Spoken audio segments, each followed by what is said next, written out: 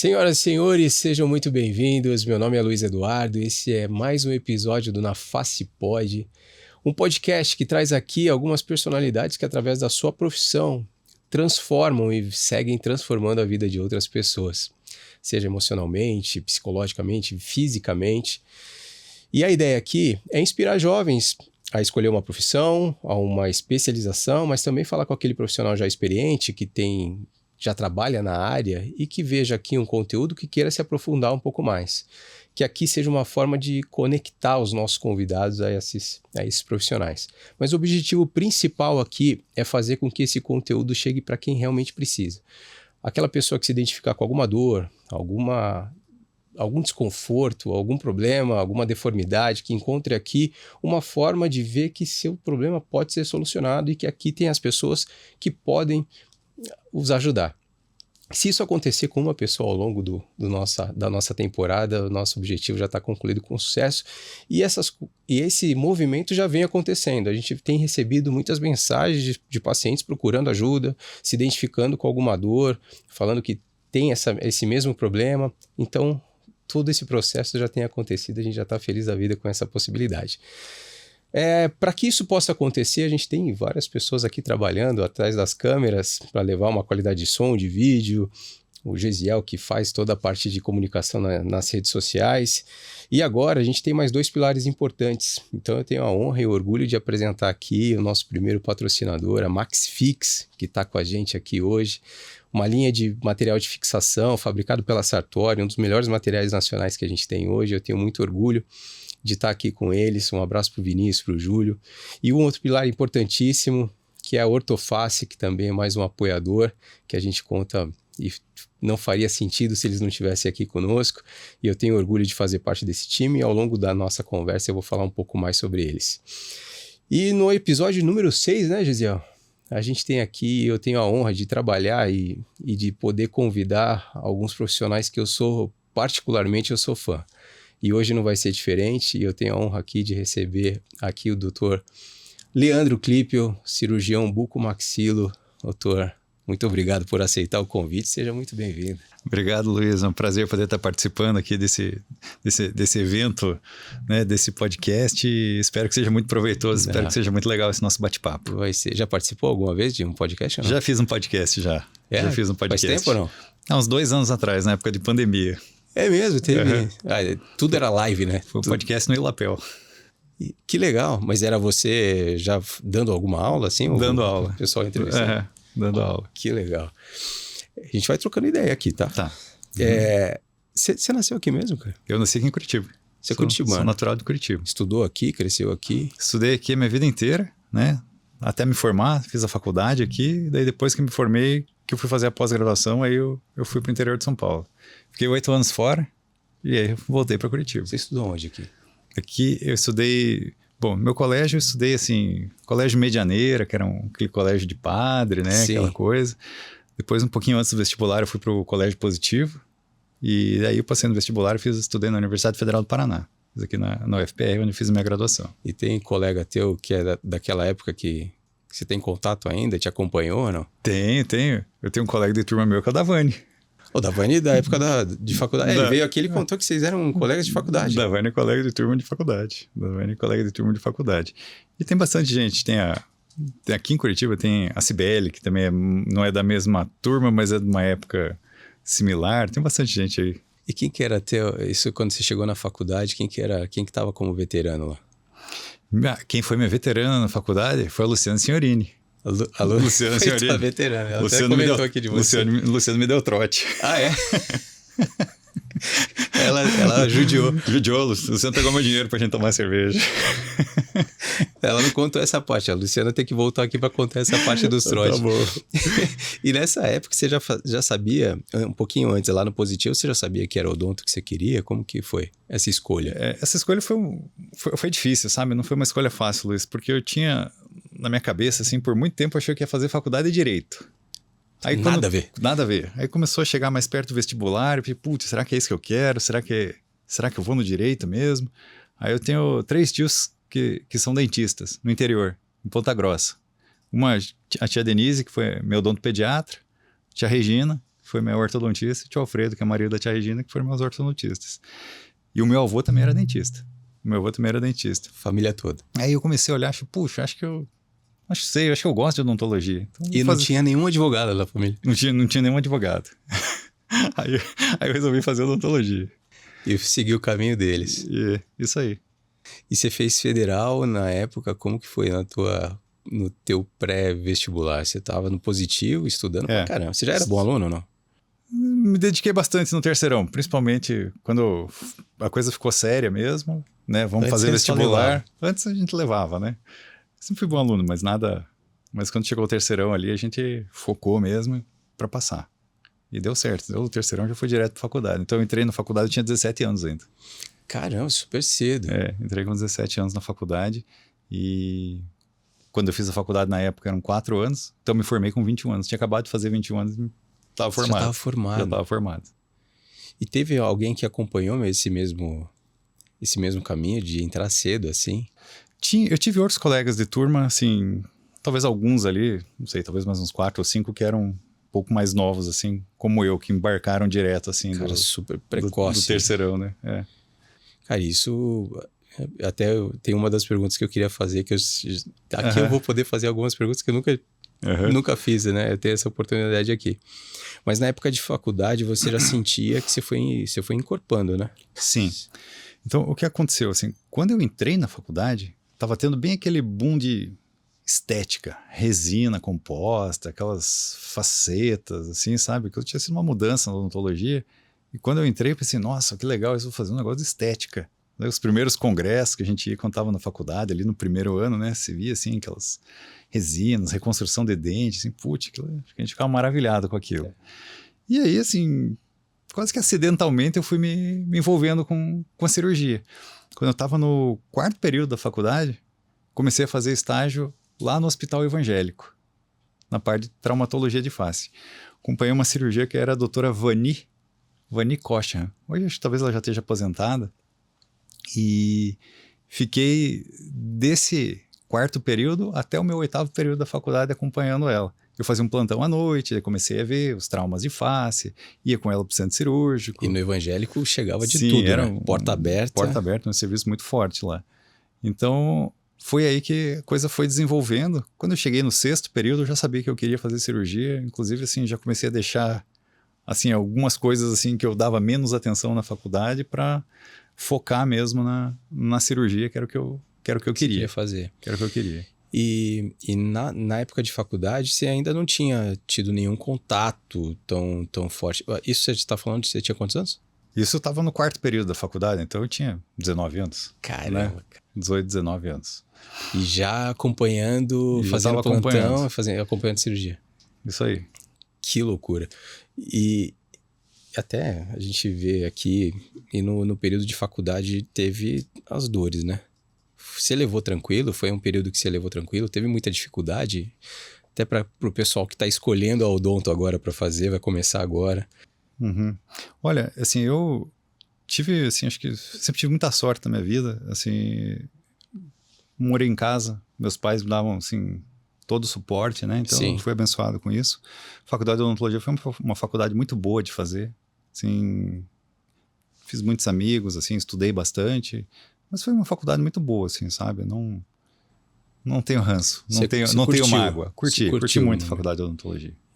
E toda a odonto, toda a odontologia. Foi um tempo muito bom. A gente fala aqui da Federal, né? E da transição, porque a Federal hoje tem um serviço onde vocês veem muito ortognática, né? Sim. Diferente da maioria das faculdades que não vê tanta ortognática, vê mais trauma, né? Uhum. Você acompanhou muito a ortognática lá também. Sim. Quando eu era aluno de graduação, aqui na Universidade Federal do Paraná, já tinha um serviço que tratava a deformidade, já tinha esse foco na deformidade dentofacial. E ainda nessa época existia um curso de especialização em cirurgia bucomaxilofacial. Ainda não era um curso de residência. E eu tive, sim, a oportunidade de acompanhar, assim, eventualmente alguns atendimentos. Foi na graduação que a gente começou a fazer alguns procedimentos de cirurgia bucal, né? Extrações dentárias, as exodontias, remoção de dente incluso, aquela coisa insuflando, né? Sim. Querendo mais estudar e correr atrás. Quando eu estava no último ano da faculdade, eu fui num congresso paulista de cirurgia, o COPAC. Fui junto com o professor Delson e com o professor Nelson Revelato, que eram meus professores. Tá lá, que eram os meus professores, a gente acompanhou. Daí sim, a gente viu, assim, coisas diferentes, né? Assim, aula de fratura, aula de ortognática, gringo dando aula. Então foi uma coisa muito legal, assim, foi muito marcante, assim.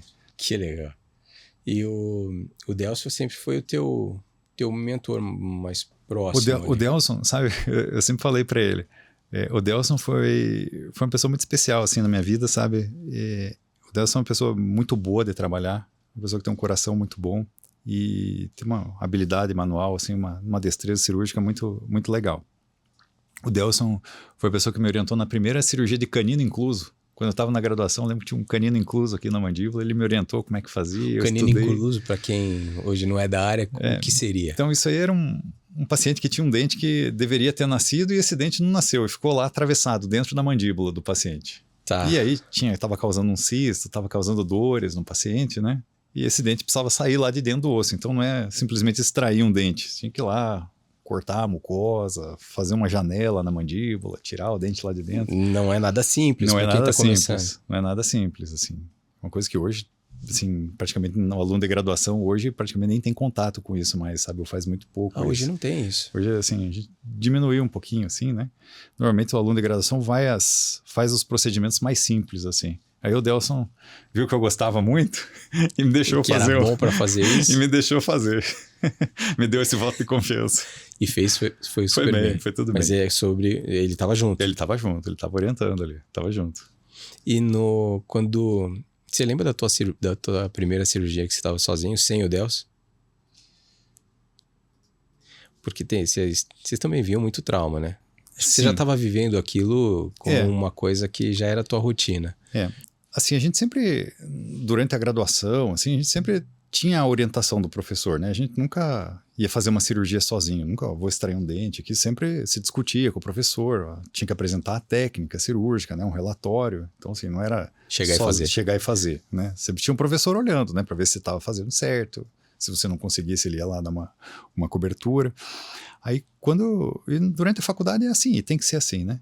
Tem que ser assim até por respeito ao paciente, né? Sim. Até por respeito ao paciente que está lá. Aí, quando eu me formei, eu já tinha na cabeça que eu queria fazer residência. Eu queria fazer um programa de residência e não é que nem é hoje. A gente tinha pouquíssimos programas de residência no Brasil. Aqui no Paraná, quando eu me formei, e eu me formei em janeiro de 2001, não tinha nenhum programa de residência em cirurgia bucomaxilofacial. No estado do Paraná, nenhum. Zero. Nada, você foi buscar fora. Tinha alguns cursos de especialização, né? Mas ainda não tinha nenhum programa de residência.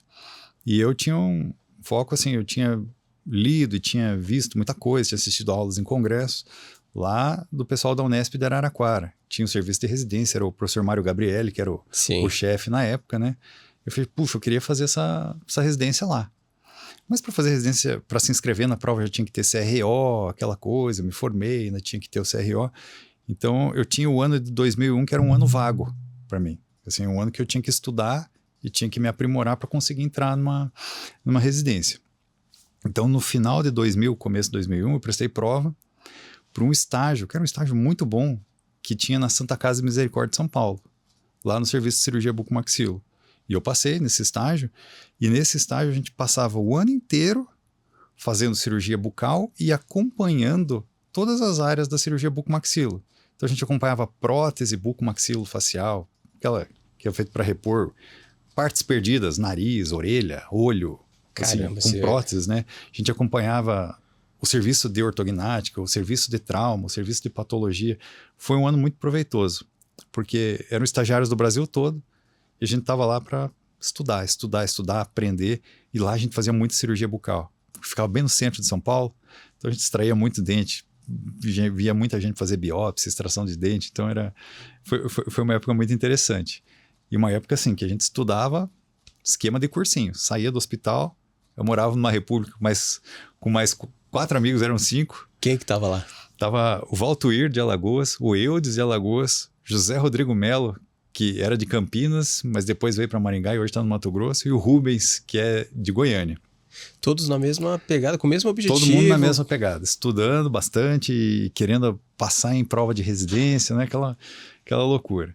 Então foi um ano que a gente acabou desenvolvendo muita mão, assim, para cirurgia bucal, né? Sim. E estudando.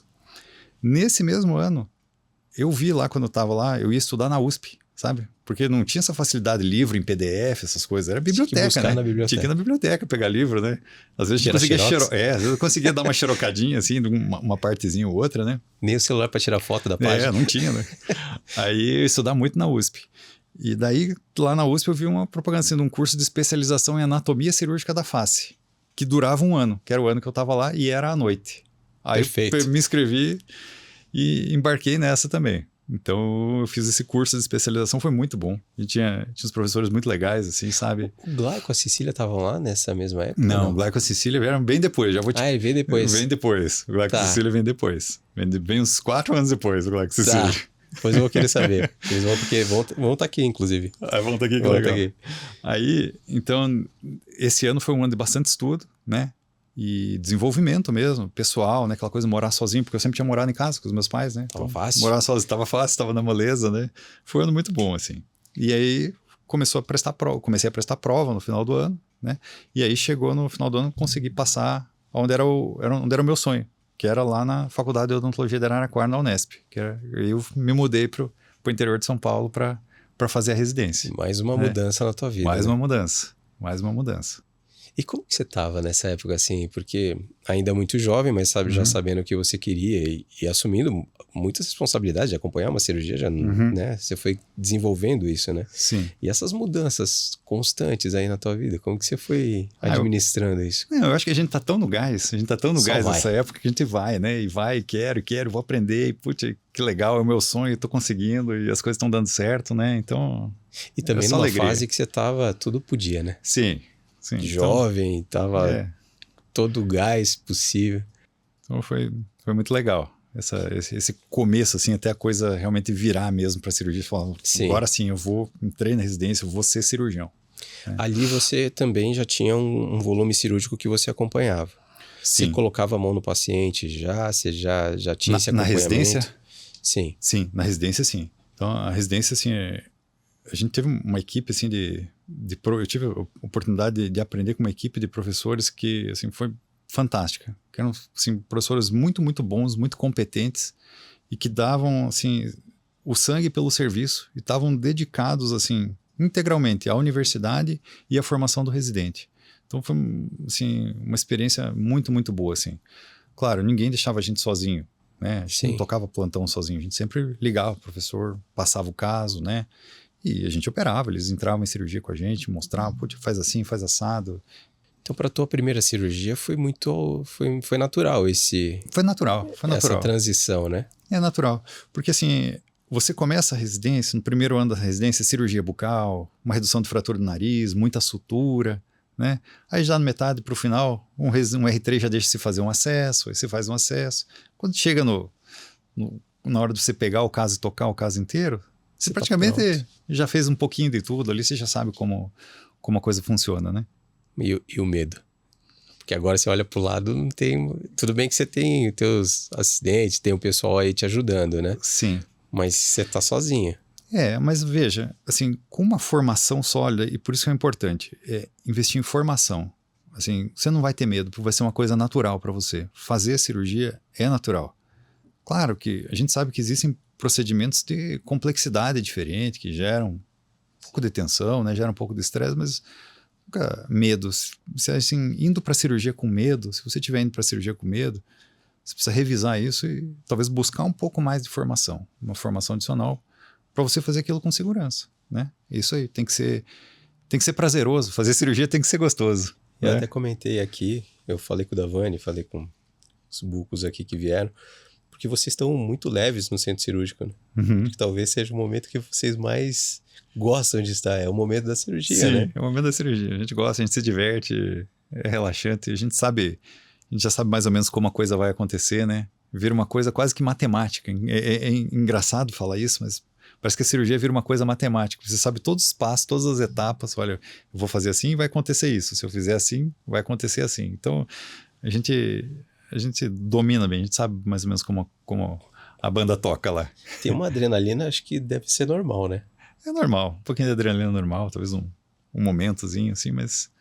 Eu até estava falando com a equipe lá da Ortoface, que atende a algumas cirurgias suas, e a gente vê a tua equipe, a Márcia, por exemplo, em algum momento ela vai estar vendo, já manda um abraço para a Márcia, que ela se antecipa, a Márcia instrumentadora, ela se antecipa aos teus movimentos. Sim. E qual que é a importância disso, de você ter uma equipe já sólida de muito tempo, né? Inclusive você tem uma equipe de cirurgiões. Sim. A gente, ao longo dos anos, aí a gente foi desenvolvendo uma equipe que tá bem afinada, né? Isso faz toda a diferença. Então, desde a instrumentadora que chega, já sabe o que a gente vai usar, então ela já monta tudo na mesa. A sala está pronta. A sala está pronta, ela já sabe a sequência, então a gente não fica perdendo tempo, né? A gente não vai com pressa para a cirurgia. Mas também, assim, é ruim, né? O paciente chegar, ser anestesiado. Aí demora mais um pouco, pede meia hora e vai montar a mesa. E o paciente está lá, anestesiado, ansioso, né? A família está ansiosa, então a gente quer fazer bem, fazer rápido, né? E entregar o melhor que a gente consegue fazer pelo paciente, né? E a equipe é fundamental para isso. Porque a cirurgia anda mais rápido, a cirurgia anda tranquila, não tem vai e volta de instrumental, não tem repetição de passo cirúrgico, é o auxiliar que está afastando, que afasta bem, que não machuca o lábio do paciente, que vai entregar um pós-operatório com mais qualidade, né? A agilidade e a velocidade da cirurgia, com responsabilidade, ela impacta diretamente no pós-operatório. Com certeza. Quanto maior a manipulação dos tecidos, maior vai ser a resposta inflamatória, né? Maior vai ser o edema, maior vai ser a dor, maior vai ser o desconforto, né? Para o pessoal que está começando, foi difícil montar uma equipe? Porque eu vejo alguns cirurgiões com essa dificuldade mesmo depois de muito tempo de mercado, né? Talvez quanto mais tempo passa, mais difícil vai ficando, né? Mas qual que é a importância de você ter uma equipe nesse sentido, assim, de você ter equipe de cirurgiões que já meio que opera por música ali, né? Sim. Você, da Vânia, a doutora Rafaela. Ter uma equipe facilita muitas coisas, né? Para a gente discutir no pré-operatório, poxa, vamos discutir essa conduta aqui, qual será a melhor conduta para esse paciente? Tem alguma ideia diferente? Tem outra ideia aqui? A gente já consegue definir o melhor caminho, e a gente vai para a cirurgia com o plano A, com o plano B, a gente sabe os caminhos que a gente tem, as opções que a gente tem. E ter uma equipe realmente, assim, agiliza muito as coisas, assim, sabe? Antes, depois... E aconteceu a junção de vocês? Como que foi? Bom, vocês estavam na faculdade. A Rafaela também estava na faculdade. A Rafaela é um pouco mais nova que eu. A Rafaela veio de uma época um pouquinho depois de mim na faculdade. Eu estava saindo, ela estava entrando. Mas quando eu voltei do doutorado, a Rafa tinha terminado a residência dela. Aqui, ela fez a residência aqui na UFPR, né? Então a gente se conheceu ali, porque daí quando eu voltei do doutorado, eu comecei a me inserir ali no programa de residência ali, da UFPR, Hospital do Trabalhador. Então foi ali que eu conheci a Rafa. Tá. E daí a gente começou um a ajudar o outro na cirurgia e tal, e a gente começou a trabalhar junto. Daí depois a gente começou a gente teve o consultório juntos, eu e a Rafa, a gente teve o consultório juntos. Dividiram. Lá do lado do lado do Hospital de Fraturas da 15, lá do lado do Hospital de Fraturas da 15. Ficamos assim uns anos, e aí depois, quando a gente mudou de estrutura, daí a gente já também tinha algum contato com o Davani, operava alguns casos junto com ele, que o Davani veio e daí ficamos os três. A atender no mesmo local. É isso aí. E para quem você acha que é difícil essa montagem de equipe, assim, na época de faculdade, é difícil encontrar perfil? Porque vocês não escolheram o perfil, vou escolher a Rafa porque ela tem um perfil, se vocês foram se encontrando e se juntando. Eu acho que, assim, não precisam ser pessoas de perfil igual, eu acho que nem é bom. Entendeu? A gente tem 3 pessoas totalmente diferentes na nossa equipe. Talvez não daria certo se fosse todo igual. Acho que se fosse todo igual não ia dar certo. Tem um equilíbrio. Equilíbrio. Um puxa para lá, outro puxa para cá, e a gente acha o nosso ponto de equilíbrio. E assim, até o pessoal jovem que está começando, é um passo que ele precisa se preocupar nessa montagem? Em que momento que ele já tem que começar a olhar para isso? Ele vai montar a equipe, quando ele começar a adquirir volume cirúrgico, né? Tá.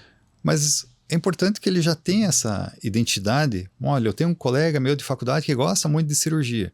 Poxa, você vai fazer uma exodontia? Em vez de pegar aquela auxiliar, que às vezes não tem tanta experiência, chama o colega, né? Divide um pouquinho. né? Às vezes, puxa, mas eu vou ter que pagar alguma coisinha para ele e tal. Mas divide, isso é normal, isso é natural, porque ele vai te chamar também, a coisa vai rodar bem. Porque aí você vai criando afinidade. E você vai ver que as cirurgias andam muito melhor, né? Quando você tem alguém preparado para te ajudar, isso anda melhor. E alguém que se discute, alguém que se planeja, né? Alguém que você pode estudar junto, pode, né? Trocar um monte de figurinha. Que legal. Hoje você vê, você é professor hoje da mesma federal que você cursou, né? Você vê que mudou muito da tua época? Bom, você já falou que antes vocês colocavam muito mais a mão no paciente ou acompanhavam muito mais cirurgia. O Delcio te colocou para tirar dente incluso. Mudou muito, não só a metodologia e o conteúdo, mas o perfil do aluno? Talvez tenha mudado, claro, né? Às vezes a gente está conversando entre professores, então veja, eu tenho aí quase 25 anos de formado, né? Caramba, já isso. Eu hoje dou aula da disciplina de anatomia. Quando eu fiz anatomia, eu estava no primeiro ano da faculdade, isso foi em 97. Então bota aí que são 27 anos que eu fiz, que eu cursei a disciplina de anatomia, e hoje eu estou dando aula de anatomia. Eu dou aula de anatomia já tem mais de 10 anos. Claro que eu sou diferente, os alunos são diferentes do que eu era, né? Claro que os alunos são diferentes.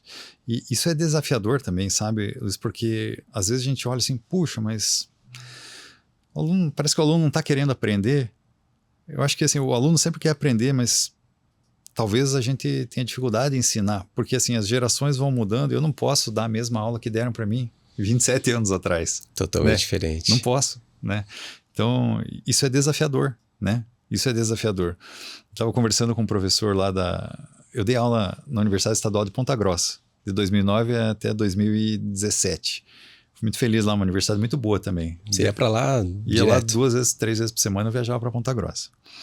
E eu conversava com o professor assim, tipo, puxa vida, nós estamos dando aula teórica, assim, a gente ficava 2 meses dando aula teórica de exodontia, como extrair um dente. Desde lá, limpeza do paciente, anestesia. E você via que os alunos estavam tudo boiando, né? Não tá prestando atenção em nada. Não prestando atenção em nada, mas a gente se esforçava para dar. Aí chegava no dia que o aluno tinha um paciente, ele entrava no YouTube e botava assim, como extrair um dente. Ele olhava no YouTube, pô. Você tinha falado tudo mas já. Mas essa geração aprendeu assim. A gente tem que entrar na cabeça deles, né? Sim. A gente tem que entrar na cabeça deles. E muda muito, né? Porque cada hora, cada turma que chega é diferente, cada vez mais ligada à tecnologia, né? Sim, é diferente. Quando você, até eu falei das tuas primeiras cirurgias, dos teus primeiros casos cirúrgicos, acho que a ortognática talvez seja a cirurgia mais complexa, né? Que também foi um caminho natural para que você fizesse sozinho. Como que foi isso? A ortognática especificamente. Bom, você lembra do primeiro caso? Lembra do primeiro paciente? Lembro. Teu? Lembro. Paciente meu da residência? Não, um paciente que chegou para ser atendido com o Dr. Leandro. Agora o primeiro caso é meu. Lembro. E como que foi? Bom, talvez eu tenha tido uma transição assim um pouquinho diferente, porque veja, quando eu terminei a residência, eu decidi que eu queria ser professor também, que eu não queria ser simplesmente o cirurgião que está lá no consultório. Assim, nasceu em mim essa vontade de ser docente, porque na residência a gente tinha contato com o aluno de graduação e a gente participava da exodontia, tudo. Então, quando eu estava terminando a residência, eu já vi, puxa, então, se eu tenho essa vontade, eu vou fazer mestrado, eu vou fazer doutorado, porque eu quero já sair completo, né? Eu quero voltar para casa pronto para trabalhar e não ter que interromper e depois voltar. Aí eu saí da Unesp, que era em Araraquara, e fui para a Unicamp, que é a Faculdade de Odontologia de Piracicaba, também interior de São Paulo. Eu comecei a fazer o mestrado e o doutorado, e daí foram mais 4 anos. Até eu voltar. Então eu fiz uma faculdade de odontologia de 4 anos e fiquei mais 8 anos fazendo pós-graduação. Que isso?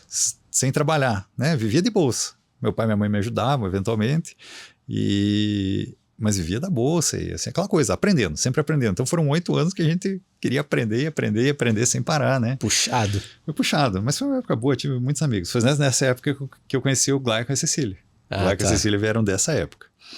Então, quando eu terminei o doutorado, que eu voltei para Curitiba, então eu comecei a trabalhar aqui, fui montando consultório, né? E eu me inseri, tive a oportunidade de ser inserido no programa como preceptor do programa de residência da UFPR, no Hospital do Trabalhador. Então, os primeiros pacientes de cirurgia ortognática eram pacientes da universidade que eu ia com os residentes, mas aí era comigo, eu orientava os residentes, aí mudou o papel, né? Até então eu tinha sido orientado, aí eu comecei a orientar. Eu comecei a orientar. E não tem nenhuma diferença daquilo que a gente faz hoje no hospital público para aquilo que a gente faz na clínica privada. Assim, é o mesmo, e vai ser sempre assim comigo, assim, o mesmo cuidado que a gente tem com o paciente no hospital escola, o paciente que está lá sendo atendido pelo residente com nossa supervisão, a gente entra de cirurgia, não é o residente que faz tudo, a gente entra junto, a gente afasta, a gente continua operando.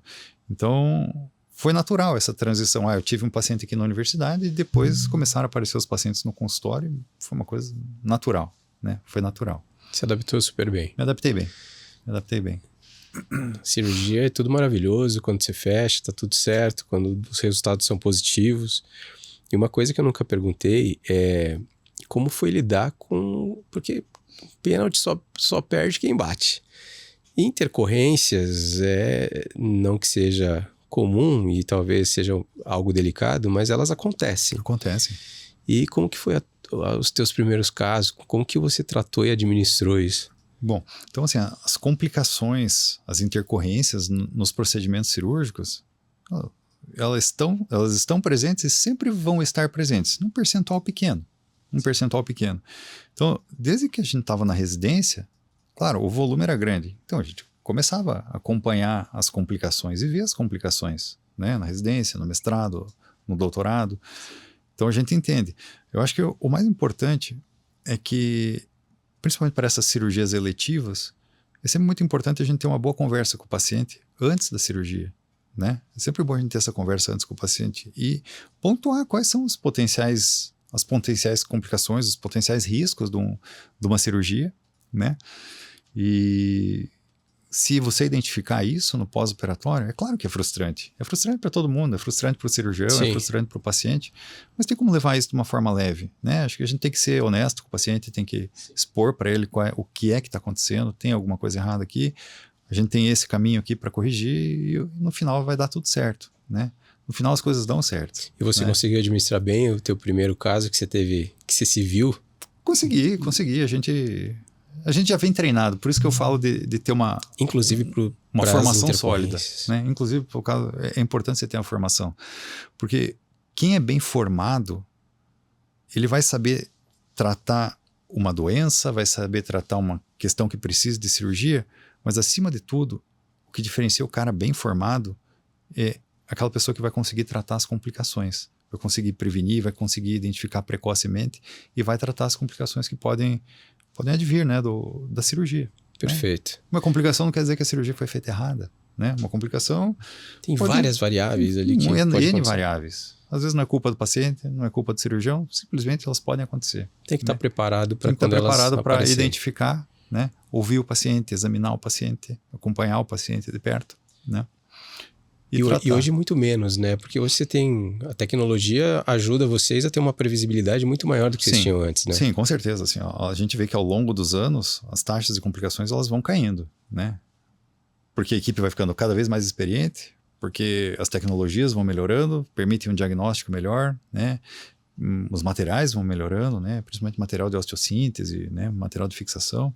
Então, isso vai diminuindo ao longo dos anos. E ajuda mesmo. E nunca vai desaparecer, infelizmente. Sim. Né? Infelizmente, nunca vai desaparecer. A gente tem contato com vários cirurgiões, né? O Brasil inteiro. E todos eles falam com muito carinho de você, né? E te colocam como uma referência hoje na bucomaxilo, você sabe disso, né? E eu até queria entender como que foi essa construção, porque talvez hoje a porta esteja um pouco mais estreita, né? Porque não é todo mundo que já sai operando, não é todo mundo que teve a oportunidade que você teve. Mas eu tenho contato com muitos cirurgiões que te chamavam para operar junto. Vai ser não, o Leandro não fala não para ninguém. Ele estava em todas. Isso te ajudou provavelmente, né? A se tornar isso. Como que foi isso? Que momento que você entrou na vida desses caras, assim? Bom, então assim, como eu andei em muitos lugares, então São Paulo, daí interior de São Paulo, Araraquara, Piracicaba, eram centros grandes de formação, né? Então eu conheci muita gente, né? Sim. Eu conheci muita gente, fiz muitos amigos, assim. E eu gosto muito de cirurgia. Adoro fazer cirurgia. Eu sou apaixonado por isso. Né? Acho que a melhor coisa que eu sei fazer da minha vida é fazer cirurgia. Imagina você formado em advocacia hoje. Pois é. Então, assim, eu tive a grata satisfação de, em muitos momentos da minha vida, assim, me deparar com casos desafiadores. Casos difíceis, casos complexos. E eu sempre abracei esses casos. Sempre gostei. É sempre a minha preferência. Você falou, Leandro, tem 2 pacientes aqui para você operar. Tem um fácil e tem um difícil. Eu quero o difícil, o mais difícil que tiver. Que todo mundo encaminhava, você abraçava. Esse eu quero para mim, né? E então a gente acaba pegando talvez mais experiência em algumas coisas, né? E Sim. eu sempre gostei de me desafiar, mas me desafiar assim claro, com responsabilidade. Sim. Né? E correr atrás e crescer e evoluir em campos que a gente tinha uma certa dificuldade, né? Alguma coisa que a gente, puxa, cirurgia da ATM, eu quero evoluir nisso, né? Como é que eu vou fazer isso? Enfim. E então a gente acaba, como a gente tem muito amigo, às vezes o amigo tem um caso difícil e, ô Leandro, o que você acha? E manda lá uma mensagenzinha, manda um e-mail. Leandro, dá uma olhada, o que você acha disso? O que você faria aqui? A gente acaba fazendo uma rede aí. Mas que legal, né? É legal. Você vê todo o teu histórico, toda a tua construção, até os sacrifícios que você teve lá atrás, longe de casa. E agora você tá tudo aqui, né? Sim. Tá acontecendo tudo aqui, o pessoal te acionando para isso, né? E a gente vê isso acontecer também no dia a dia, né? Você falou de cirurgia de ATM e agora dá para entender o porquê, né? Que você é muito jovem, né? E agora você estava no Cobrac, em Belém que foi.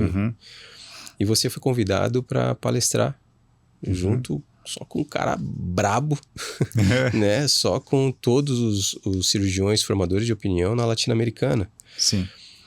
E como que foi a tua entrada? Mesmo muito jovem, você sempre esteve envolvido com os formadores de opinião. Então, não foi só sorte, né? Teve muito trabalho e muito estudo. Teve muito trabalho, teve muita dedicação. E quando eu voltei, que eu comecei a trabalhar aqui na preceptoria de cirurgia bucomaxila aqui no Hospital do Trabalhador, o serviço aqui não tinha a rotina de cirurgia de articulação. Não se tinha essa rotina. Então, alguns casos eram encaminhados, outros ficavam ali. E você sabe que a gente tinha uma demanda reprimida de pacientes ali com problemas graves de articulação e que precisavam de cirurgia. Não era tratado, mas os pacientes estavam lá. Os pacientes estavam por lá, estavam rodando por aí. Como eu te falei, assim, não tinham serviços bem estabelecidos ainda em 2008, 2009 aqui no estado do Paraná, né? Mas por que não tinha tanta informação a respeito ou não tinha... Talvez assim, talvez os profissionais, os cirurgiões, eram cirurgiões que não tinham tido uma formação de cirurgia de ATM, os serviços eram serviços que tinham muito já volume de deformidade, de trauma, tudo, e esses pacientes acabavam ficando mais de lado mesmo, sabe? Eram pacientes que acabavam ficando de lado.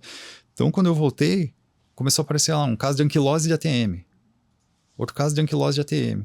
Então, assim, quando eu estava na residência e era um serviço forte, talvez eu tenha operado na minha residência 3 ou 4 casos de anquilose de ATM. O que é anquilose de ATM? Anquilose de ATM, então vamos lá, devia ter explicado, né? Anquilose de ATM é uma doença grave da articulação temporomandibular, que é essa articulação da mandíbula, em que a mandíbula ela solda no crânio, solda no osso temporal. Gruda, forma osso. A articulação é substituída por osso. E obviamente você já imagina o que acontece, o paciente não abre mais a boca, né? E ele vai perdendo o movimento aos poucos ou... Pode ser uma coisa progressiva, né? As maiores causas são traumatismo. Então, para uma criança, por exemplo, um adulto teve um trauma na mandíbula, fraturou a articulação e por alguns motivos, que talvez até não estejam tão bem elucidados, essa articulação ossifica. Pode ser infecção de ouvido também. Caramba, tem muita coisa envolvida nisso. Tinha muita criança que fazia parto com fórceps, hoje não usa mais. E quando o obstetra colocava o fórceps, apertava na articulação e quebrava a articulação, nem percebiam e ossificava. Então, eram casos bem severos, assim, sabe?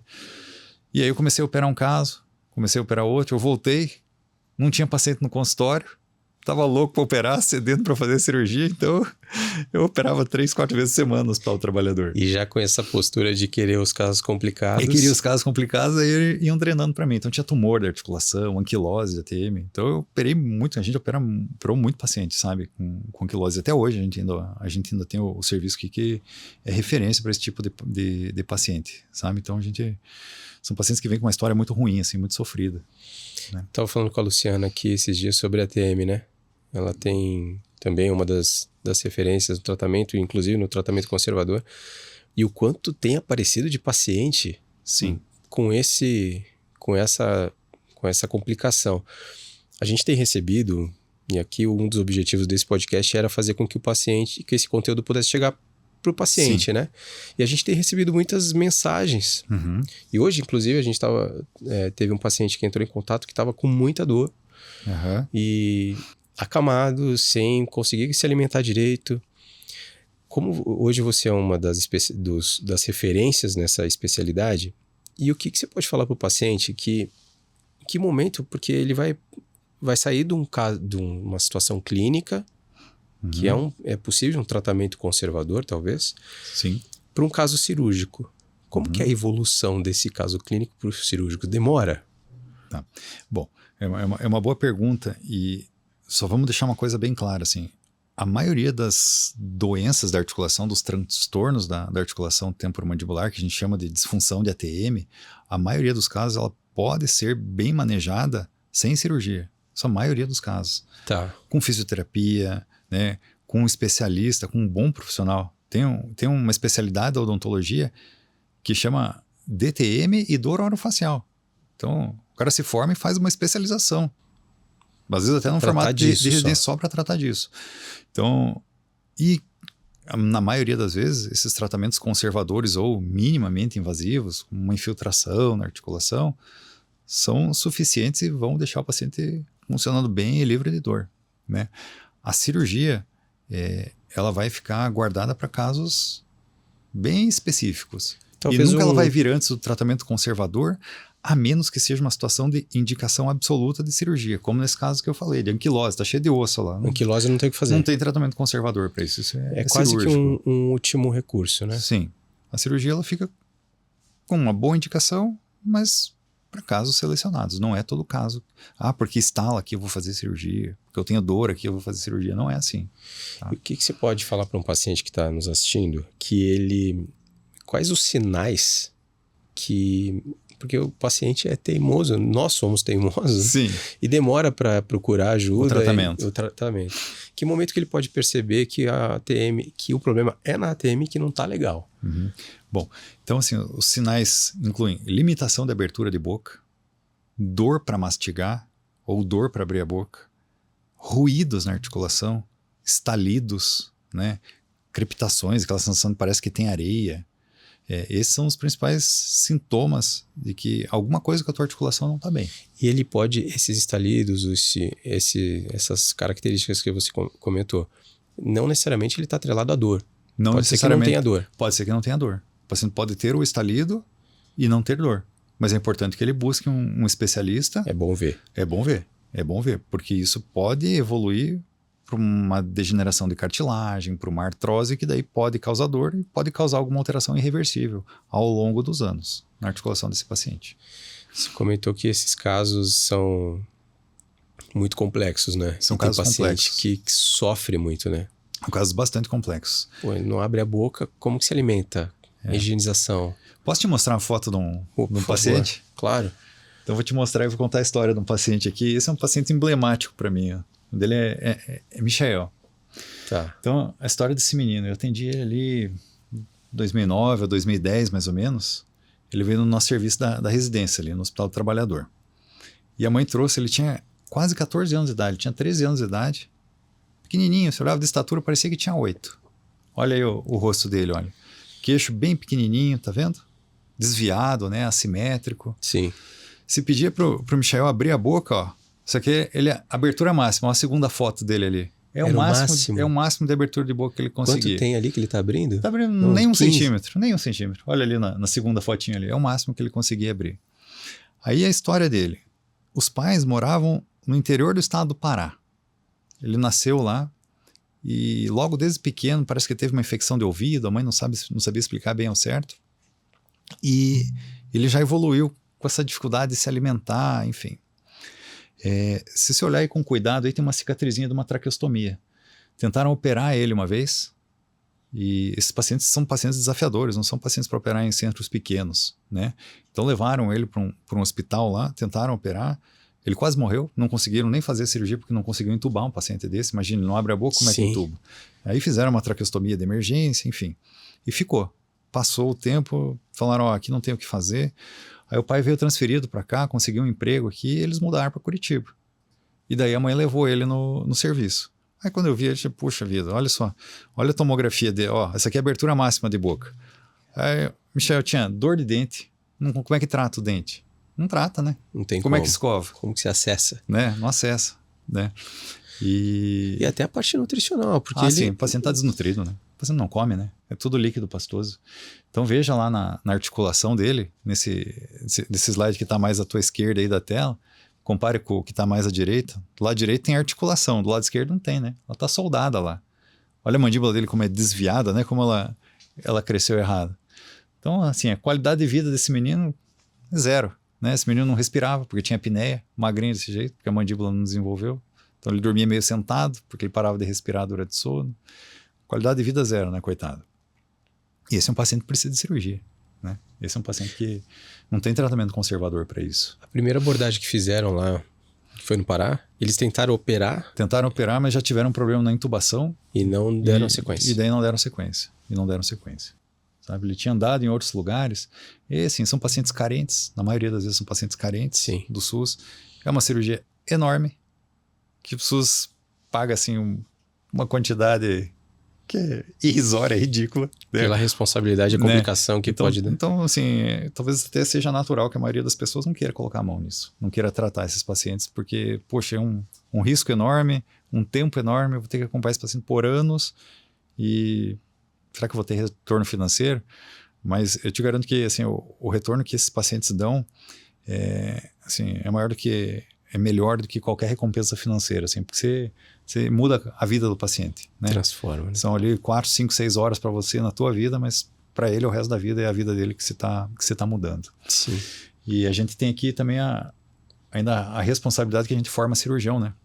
Eu tenho que formar um cara e o cara tem que saber fazer isso. Sim. Né? Eu não quero formar um residente, eu não quero formar um cirurgião que não possa levar isso para frente. Sim. Né? A pessoa que me formou gastou o tempo dela me formando para que eu pudesse melhorar a vida desse paciente. Eu tenho que formar alguém que possa melhorar a vida de outros Michels que estão por aí. Né? Então essa é a nossa ideia, né? Essa é uma corrente, né? Que a gente não quer quebrar esse elo. E como que ele tá? Como que então, foi? Olha só, o Michel fez uma cirurgia, a gente reconstruiu a articulação dele como era criança. Essa imagem mais à direita ali tem um enxerto de costela, tá vendo? Então, sim, eu até ia perguntar o que era aquilo. Né? Aquele é o enxerto de costela. Então a gente tira tudo aquilo que tem de osso, o cirurgião torácico tira um pedacinho da costela e a gente reconstrói a articulação dele com costela. Mas o que tem na articulação ali, principalmente na base do crânio ali? Na base do crânio a gente roda um retalho de músculo. Então a gente pega um músculo da parte lateral do crânio, que é o músculo temporal, e usa para cobrir o osso. E a costela, ela tem uma parte de osso e tem uma parte de cartilagem. E essa parte de cartilagem tem um potencial de crescimento. Então a mandíbula dele pode continuar crescendo, porque ele ainda está em fase de crescimento. Né? Que era uma abordagem provisória, ou não? Não, muitas vezes pode ser definitivo. Tá. E esses pacientes, crianças, com esse tipo de alteração, com esse tipo de doença, anquilose ATM é uma doença, assim, seguramente vão passar por outras cirurgias, para corrigir as deformidades que ainda vão sobrar. Então, olha só, isso aqui é um pouco depois da cirurgia, talvez uns 6 meses depois da cirurgia. Olha lá, ele não abria nada a boca. Rápido. Olha o bocão que ele está abrindo agora, né? Meu Deus. E ele seguiu crescendo. O Michel seguiu crescendo. Olha, antes e depois. Veja como ele ficou legal. Já conseguia comer, já... Olha ele maiorzinho. Que legal. Olha ele maiorzinho aí. E olha de lado. Olha como é que ficou. Nossa, Esse tem uma história muito legal. O Michel apareceu... Eu operei ele em 2010, se eu não me engano. Então tem quase 15 anos, né? 14 anos. E o Michel apareceu ano passado no consultório. Apareceu lá. Me ligou, mandou uma mensagem pelo Instagram. Falou que estava indo? Ele mandou uma mensagem no Instagram para mim: doutor, Michel aqui, Michel, vem no consultório que eu quero te ver. Aí ele chegou e falou: doutor, tô estudando, tô fazendo faculdade de odontologia. Que presente, cara. Quero ser cirurgião também. Que legal, Você vê que legal? cara. Né? E ele tá casado já, enfim. Pô, que você... Né? Você falou, né, que talvez o SUS não pagaria e não... Talvez muitos cirurgiões não abraçaria por conta do retorno financeiro. Talvez esse retorno que você tem é muito maior do que financeiro. Não tem. Transformou. E o caso dele, ele crescendo, ele tem alguma indicação cirúrgica ainda, de alguma correção? Sim. Ele fez mais uma cirurgia ortognática depois. Né? Tá. Ele fez mais uma cirurgia ortognática depois. E acabou a vida, né? Acabou a fase de crescimento. Então acabou essa vida infantil, essa coisa de crescimento. Ele está com maturidade, fez a cirurgia ortognática pro resto da vida. Aí ele não precisa mexer mais. Né? Tá. A maioria das vezes fica estável. Se isso evoluir mal, daqui 10, daqui 15, 20 anos essa articulação não tá boa, esse enxerto não tá bom, aí ele pode colocar uma prótese de articulação, enfim. Entendi. Né? Até antes eu queria ver, tô de olho no tempo porque eu tô preocupado com a tua aula, que daqui a pouco você vai dar aula ainda, né? Eu queria ver mais alguns casos e até falar de casos de pacientes jovens assim, né?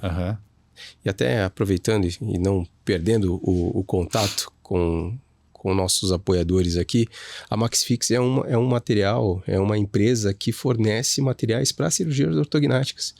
E inclusive você utilizou, né? Já utilizei. Recentemente. E você, cirurgião, tem um QR Code aí na tela. Acessa com a câmera do teu celular, acesse o catálogo da MaxFix. Tem uns materiais muito bons, perfis de placa muito bons, pega do parafuso legal. E para você, distribuidor, entre em contato lá com o Vinícius, o pessoal da Precision, que você vai ver que vai ser um material com excelente custo-benefício, com boa entrada nos convênios. E a Ortoface também distribui eles aqui no Paraná e Santa Catarina, para atender pacientes como esse, inclusive. Para os pacientes que são a ortognática para criança, ela tem um tempo que você precisa esperar para ele chegar? Tá. Idealmente, a cirurgia ortognática ela é feita no paciente com maturidade esquelética. Então, a gente não faz ortognática em criança, né? A menos que seja uma situação muito específica, que tenha um comprometimento funcional muito grande, né? Nossa, uma criança muito micrognata que eu precise avançar porque esteja com uma questão respiratória. Ou um adolescente que tem uma deformidade muito grande e que está causando um impacto muito grande na vida dessa criança. Um impacto psicossocial, bullying, algumas coisas assim. Então, assim, eu já operei pacientes jovens, já operei pacientes aí com 13, 14 anos de cirurgia ortognática, que eram deformidades realmente muito grandes e que, assim, a gente sempre tem o receio de uma potencial recidiva. O risco é operar e quando ele chegar ali nos seus 16, 17, 18 anos, ter que passar por uma segunda cirurgia. Mas isso bem discutido com os pais, talvez seja um preço justo para pagar. Sim. Ter que passar por uma cirurgia dependendo do tamanho do problema que a criança, que o adolescente tenha. Né? Perfeito, perfeito. Tem mais um caso para mostrar para a gente? Deixa eu pegar mais um caso aqui. É difícil, né, você ter esse olhar tão crítico, né, para você absorver e ter uma coragem de absorver e pegar uma bucha de cirurgia, né? Você sabe que eu operei um paciente com glycon lá em Londrina, uns anos atrás, um paciente de 58 anos. E ele tinha ficado sem abrir a boca desde os 18. Ele ficou dos 18 aos 58? Dos 18 aos 58 anos de idade. Isso? Ele ficou 40 anos sem abrir a boca. Tinha sofrido um acidente, fraturou o côndilo. E como que faz? Como que fez? Tinham tentado operar ele em outros serviços ali no interior por 4 vezes. Então, a cada 10 anos ele fazia uma cirurgia, mas não abria a boca. Sucesso. Esse paciente fez prótese da TM. Ele ficou muito bem, tá abrindo a boca. Tá bem hoje. Felizão. Cara, que retorno. Olha, e esse caso? Esse paciente aqui é um paciente que eu encontrei ele esses dias, que o filho dele joga basquete com o meu. Eu encontrei ele assim acidentalmente. A história dele, veja, ele é migrante. Ele veio para trabalhar aqui no Brasil, né, asiático, e ele trabalhava numa fábrica de papel aí na cidade industrial. Ele trabalhava na prensa de papel. Tá. E ele estava trabalhando e a prensa parou de funcionar. E ele foi lá e colocou o rosto lá dentro para olhar, ver o que tinha emperrado na prensa. E a prensa funcionou e prensou a face dele. Então ele teve uma fratura severa, assim, desse terço médio. Parece coisa de filme. Parece coisa de filme. Fez uma fratura severa de terço médio de face, né?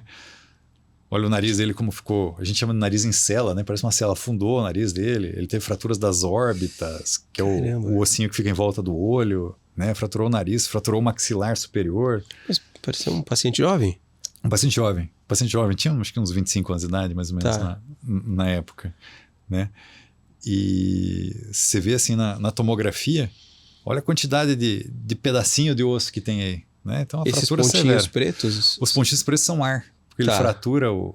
Para quem não entende de tomografia, o que são os pontinhos, os pedacinhos de osso? Os pedacinhos de osso, olha só, são esses fragmentos que estão mais brancos aqui, ó, com essas linhas escuras no meio. Isso é tudo osso quebrado. Tudo osso quebrado, né? Então ele fez fraturas severas, assim, a gente chama de fratura naso-órbita etimoidal, fratura de cavidade orbitária, fratura Lefort 3, fratura bem severa de face. E ele é um paciente muito bacana, assim, sabe? E aqui com a tomografia, deixa eu pegar mais um corte aqui de tomografia. Com a tomografia, talvez com esse 3D, dê para entender um pouco melhor aí todas as fraturas aí que ele teve na face. Afundou tudo, toda essa região afundou. Nossa. Então esse paciente passou por uma cirurgia grande, né? Uma cirurgia para reconstrução, né? Para voltar esses fragmentos ósseos para o lugar, reconstruir essa parte de dorso, de nariz, né? Reconstruir as cavidades orbitárias, porque ele não conseguia enxergar direito, ele ficava com a visão dupla, né? Que a gente chama de diplopia, por conta das fraturas da cavidade orbitária. E ele ficou muito bem, esse paciente. Isso aí são cirurgias aí que a gente faz, são cirurgias de às vezes 10 horas, né, 11 horas.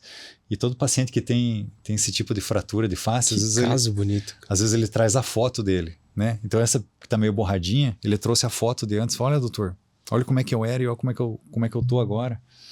E a gente tem que explicar para o paciente, né? Assim, olha, assim, a gente vai melhorar muito, nunca vai voltar a ser igual ao original, mas vai ficar muito bom, né? Essa aqui é antes do acidente. Esse é antes do acidente. E aí a gente tem aqui Aí tem o diagnóstico dele. Sim. Isso aqui é mais ou menos o que a gente faz de cirurgia para conseguir expor todas essas fraturas, né? Então são incisões grandes que a gente esconde ali complexo. A gente esconde no couro cabeludo, né? Para não ficar cicatriz, para expor realmente toda essa região, poder reconstruir tudo que a gente precisa reconstruir dessa estrutura óssea, né? Para ele voltar a ter uma vida normal. Esse aqui ele é depois da cirurgia. Ó, né? Ainda o cabelo está crescendo ainda, né? Mas não dá para dizer que ele teve todas aquelas fraturas, né? Você veja que as cicatrizes ficam escondidas. Não, né? Tem nada ali. A gente faz por dentro da boca, uma incisãozinha embaixo do olho e essa outra incisão no couro cabeludo. Que baita casa. É. Olha o nariz dele já com mais suporte, né? Lembra como era afundado? Sim.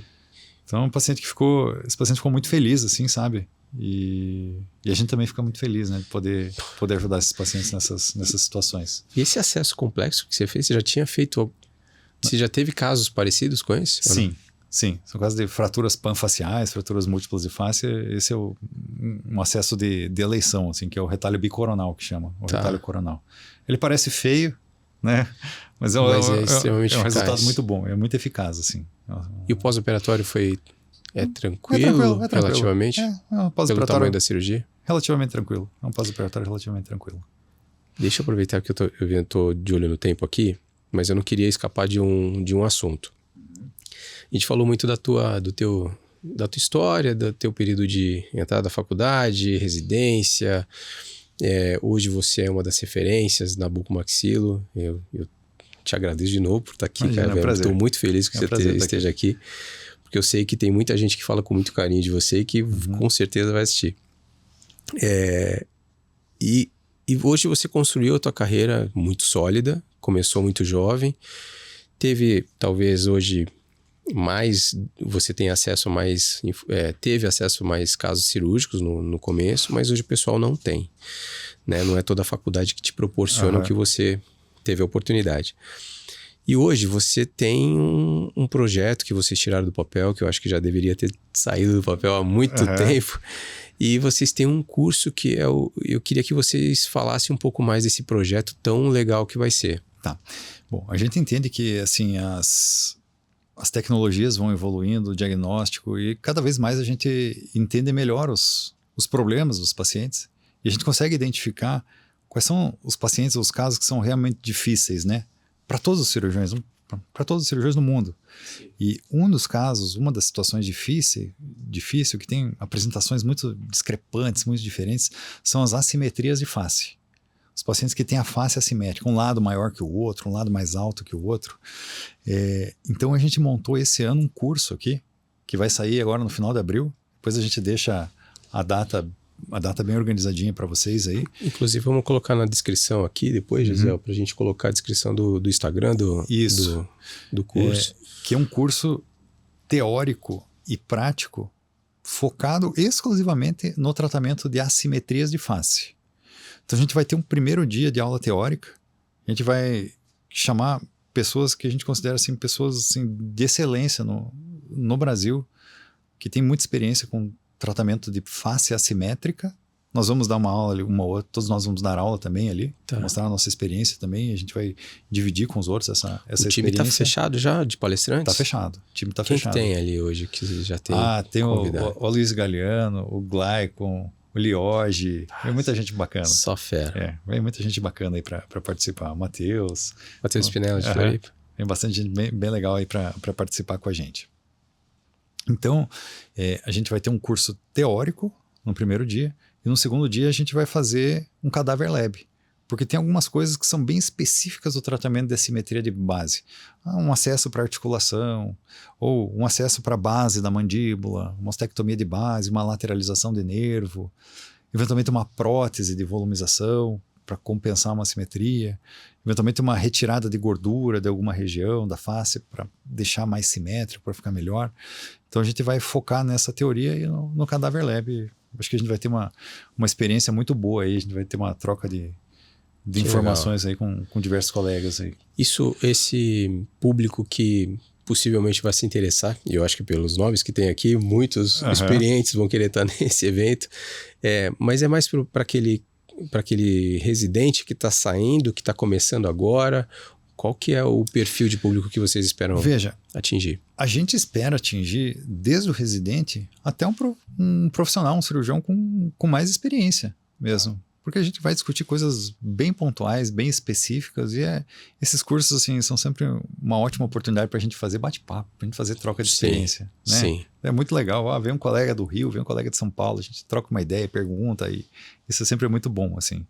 Então, inclusive, assim, o aluno de graduação, tem tanto aluno de graduação que tem interesse, né? O aluno de graduação pode ir lá assistir o curso, né? Participar, e entender mais sobre a assimetria de face, né? Que é um capítulo à parte aí dentro das deformidades dentofaciais. E o Cadáver Lab, especificamente para esse profissional, ele também vai poder fazer, já para se familiarizar com o ambiente cirúrgico? Com certeza.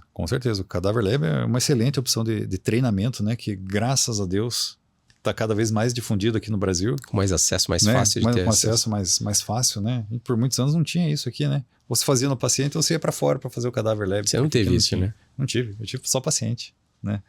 Os nossos primeiros cursos de Cadáver Lab, a gente deu em Miami. A gente ia para Miami para dar o curso, levar os alunos daqui para lá. Agora tá mais fácil, né? A logística toda é melhor.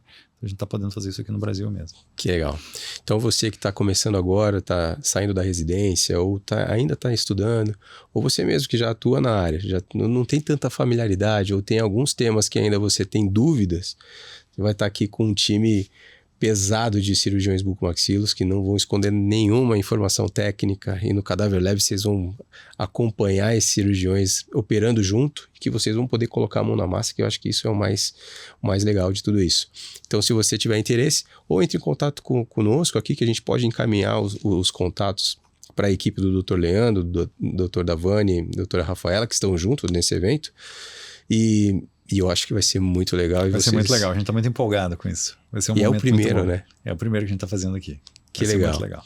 Depois queria que vocês, em algum momento, um pouco antes do evento, vai ser dia 25 e 26 de abril, é isso? Sim, isso mesmo. Tá, então tudo aqui em Curitiba, vai ter uma parte teórica, que já tem um local, né? Já tem um local. Vai ser ali no Quality? Vai ser no Quality. No Hotel Quality e a parte de Cadáver Lab no ITC. Legal. Tudo aqui em Curitiba, que logística fácil para você que está fora aqui da cidade, teve pouco contato com cirurgia ortognática, cirurgia de ATM, vocês vão estar com os monstros aqui nessa especialidade. Tinha muita mais coisa aqui para falar, cara. Vamos voltar outro dia? Vai ter que voltar, não vai ter jeito. Doutor Leandro, obrigado mais uma vez pelo teu tempo. Eu sei que é uma correria, que você veio e atendeu prontamente. E a gente vai querer que você venha de novo aqui para contar outros casos, falar dos casos de implantes, né, mais da parte estética também, que vocês conduzem brilhantemente. Vai ser um prazer assim, muito bom a gente poder estar tá dividindo, né? Tá passando conhecimento, a gente gosta muito disso. É muito legal. Obrigado aí pelo convite. Eu que agradeço, obrigado. Nós estivemos aqui com o Dr. Leandro Klipel, uma referência na cirurgia bucomaxilo.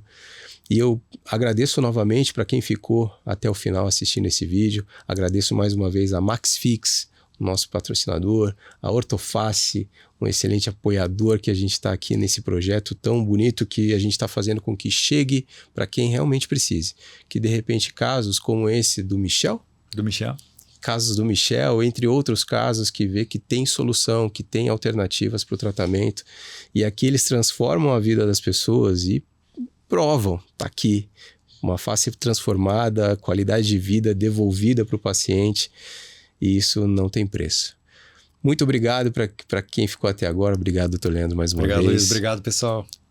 Fiquem bem, fiquem em paz e até o próximo episódio.